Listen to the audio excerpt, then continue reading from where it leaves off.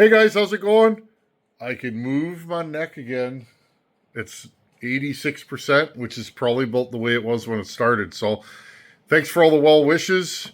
And yeah, sometimes a guy falls, unfortunately. It's been so icy here this year. Anyhow, I got the Mac squared away. I cut a pop off this morning. I started cleaning my lathe. The next thing I knew, I was building a pop up. And I got that all squared away, polished, ready to go. Let's throw the Mac together on the bench and see if I'm close. I want my squish to be 21 thousandths. And yeah, let's just see where the numbers lined up. I know my exhaust roof is going to be way too low and my transfer is going to be way too low. The question is, can I raise my exhaust and my transfers enough to run this where I normally would want to run it, which is about 100, and I'd like about 26, 27, 24 to 25 degrees of blowdown, friends, is where I want to run this. Let's get to the bench and start assembling it so we can see where we're at. I'm excited. And we're here on the messy bench. That's the way benches get when you're working on multiple different projects. Well, that's the way my bench gets anyways. Okay, let's put this back. Where's the other screw? I'm missing one screw oh, it's right here. Okay, Max. I always get emails from people saying my Max smokes like it's going out of style. These right here. Okay, you got a leak. Notice there's a O-ring behind there that's completely worn out. I will take all those O-rings off and I will put assembly silicone on around there and glue this all together when I'm putting this Mac together. What happens is you get vacuum in the case, it pulls bar oil, because this is your bar oil reservoir, into the bottom end. Okay, where are we at here today? First time on my bench, I have a Mccullough pop-up piston. I wanted to go more, but this is just under 70 thousandths now. It was 90 thousandths when we started. Hopefully, if I measured everything, when I put this all back together, my squish will be somewhere 25 thousandths is kind of what I'm hoping for. If it's 20, I'll close my eyes and put it together. If it's 30, I'm not going to be happy. I'll have to refit all of this stuff. Okay, here's our bearing pockets. Again, these are hand lapped into place, okay? Hand lapped. You'll notice there's still some of the groove where the retainer ring goes. That's because you're really not cutting the sides. You're only cutting the bottom. Another thing, as you're doing it, right, make sure, if you're getting out of hand, if your bearing moves, okay, once it's together, you'll move it side to side a little bit until it's screwed together. But once you start putting screws in there, you shouldn't be able to twist it much or at all. You're going to have, it's hard to say, friends. You're going to have a thou or two clearance here or there. That's okay. You need room for your assembly silicone. That's what makes this hard. You need enough room. If you make everything zero and everything, the bearings and everything are exactly reefed down, and then you put your assembly silicone in here, sometimes if everything's not just right, you'll reef it down and you'll feel that the bearings are binding, okay? So as I do it, I cut a little bit off, and then I put the bearings back in here, and I start reefing it down. As you get to the end, I torque these down, and then I spin it, okay? If the bearings feel good, meaning they don't feel like there's any drag on them, I know I'm doing what I should be. If these pockets are out of round or too tight, usually too tight, this side will be fine. You will squeeze this aluminum bearing sleeve down and you'll feel it. There'll be a resistance on your rotating assembly, okay? So just little tips and tricks. I need to put this all back together, so we have to put the bearings, we have to lay 11 bearings on the bottom and 11 bearings on the crankshaft, and then hopefully put it all back together. Okay, how do you do that? Grease. I probably won't bore you guys with this, but I'm gonna wipe my hands off here. My hands are a little stained. I gave my lathe a bath today, a much needed bath. It's been a long time since I've done that. That lathe's hard to clean. The chip tray is really tight to the ways, and it's very hard to get in there. Okay, so basically what I do is I take some grease, okay, a little bit of grease, and there's two ways to do it. You can put them all around the crankshaft, and I think that's how I did it last time, or you can do half and half, okay? Okay, these little bearings here. Okay, you start laying them in there. This takes a while. Okay, you start laying those little bearings in the crank there until you get all of them on. Okay, like that. Maybe a little too much grease on the top. Okay, now how I usually do it, and I recalled that once I started working on it. Just do a full row, make sure it's embedded in grease, and then just start popping them in there and squeeze them in. It actually doesn't take that long. Now, exhaust. This piston is marked exhaust right here. Okay, so if this is the exhaust port and this is the big side right here. Okay, this is the big side of the bearing assembly, and this is my exhaust port. I want that this way, okay? So exhaust, big bearing. Okay, and what I'm going to do here is, I don't know. Okay, now a few of them moved.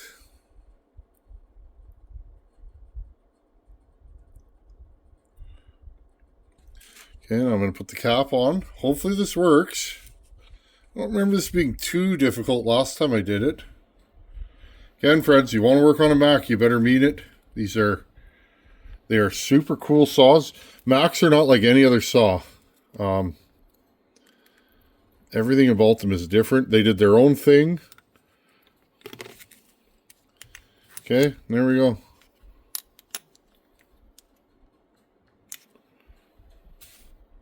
Okay, I'm just going to start closing this. This side. Oh, I may want to flip this over actually, friends. Yep. These bearing caps go one way, and I have mine backwards, of course. Just give me a second here. Okay, you notice these are fractured caps, meaning they're broken basically, and they only fit one way. They're not flat on the bottom here, they're kind of jagged. That's so that when these are bored and machined, they're perfect, right? Otherwise you'd be blowing main bearings all the time, which Macs are not known for. Okay, no up and down play, feels good. There you go. That's how you put a Mac crank assembly together. Just going to get rid of some of this schmutz in here. Okay, what are we going to do now? Well, let's put this thing back together, reef it down, zero everything. I'm not sure. I might mix and match bearings. Yeah. This is going to be a little bit of a Frankensaw because of what it is.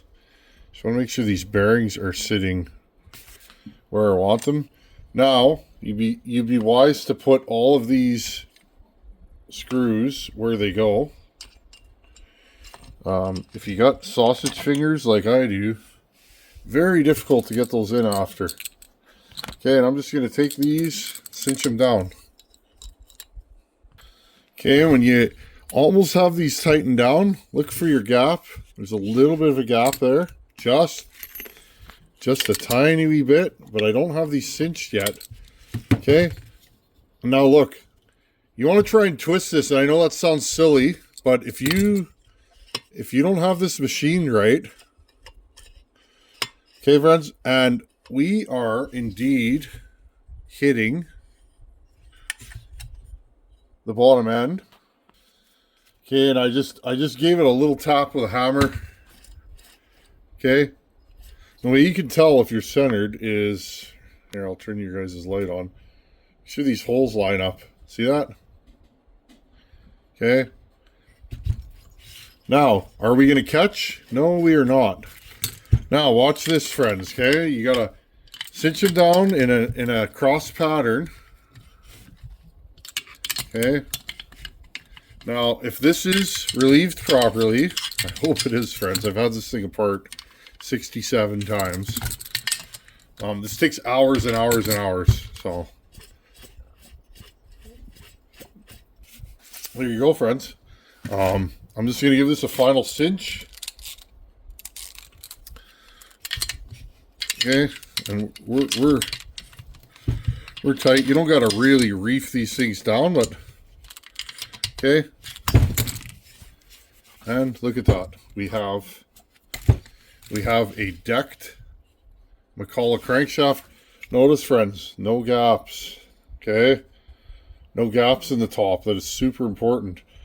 Now look, we used to have a hole about that much. See, I can't go any farther because my ignition right here, friends. Okay, this ignition actually bolts onto there, and if I have to use this, which I might have to, friends, unfortunately I don't want to, but this right here, let's see if we can get the cap off. I don't think I can right now. This is what holds the points. Ooh, that was close. I just about dropped it on the floor. Now, I'm not sure, friends, but I think I can put an empty box in here, an empty ignition box or no ignition box at all, and put a chip in here, okay, and make this electronic ignition. Now, I like those chips. The only problem is they tend to retard the timing a little bit, always. So, oh, this is nice. Notice, no gaps, okay? It is 100% meshed. Oh, this is a thing of beauty. Fucking, I did it, buddy. Okay, and again, if you got everything centered and everything's happy, you should be able to. If this is off one way or the other, okay, it'll be stiff. You'll have a really hard time turning it over. I had a lot of problems with the Super Pro 70 doing this. Okay, I'm going to put a timing wheel on this, and let's see where we ended up. Because remember, I lowered this down, but I also put a pop-up in it for no other reason than I've never seen a Mac with a pop-up. Not this kind anyways, so figured let's party. Let's do this. I may go single ring. I'm going to drill some speed holes in this piston to keep it cool because I am worried about plating. These laydown saws run hotter ported than a standard saw, so keep all this stuff in mind. Macs have a lot of cooling fins. They're not like home lights. The reason why it's hard to make power with home lights is because they run too hot. That's how I figured out how to make them go fast years ago, is I figured out how to make them run cooler. Speed holes. Okay, friends, I'm going to set up the timing wheel, and let's just zero this thing and kind of, let's see where we're at. Okay, I got it set up. I actually put it in a machinist vise this time so it won't fall over. Our direction of travel is that way. Or sorry, friends, this way if the saw is running, okay? So this is backwards. That's what throws me off on Macs. I haven't checked the squish yet. I should probably do that. There's our squish, friends. I'll take it. That works for me. That'll be 22, 23. That's at the tightest. The squish band is not exactly flat. It actually it actually is like this. It's a little looser at the edges. I'm going to investigate that further. Okay, back to our timing numbers. I'm just going to let you guys sit here and read the wheel. Oops, and I keep tripping on you. And I'm just going to leave that because that's the way it goes sometimes. Okay, I'm going to let you guys read the wheel. And I'm going to get a light and shine some light on the situation. Okay, I'm just doing this by eye. Now, the hard part about these Max, friends, is I'm going to have to take the cylinder off and recheck all of these numbers. Okay, guys, I zeroed this thing again. Okay, 60 and 60. There's a little parallax in the camera. I got you guys as close as I can. Let's check where we're at timing-wise now. Hopefully this isn't too painful, but first thing I'm going to do, friends, I'm going to take this light right here. I'm going to stick it through the spark plug hole. Okay, open, closed, open. I'm going to look at the exhaust port. All I'm doing is looking for where I see light opening. Right about there. 110. Maybe 111. Right there. So where are we at? We're at 110 after top dead center. 110 after top dead center. Let's spin that around to see where it closes.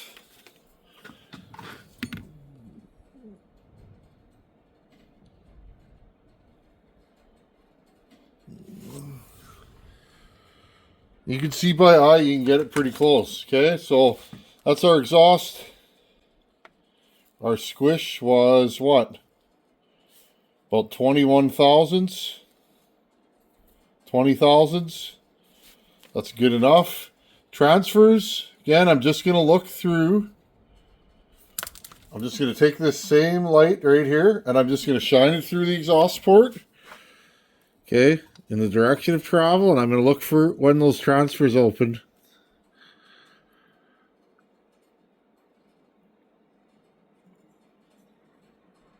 Right about there.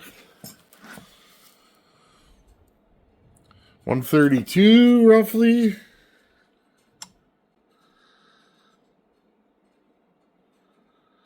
$132. Yeah, we'll call it 132, friends. So right now we have 22 degrees of blowdown. I would like to run this exhaust at 100. I don't know if I can get there. 10 degrees is a lot. We'll see though, right? We may run this thing at 106 with a wide exhaust and see how that performs. Macs are a different animal.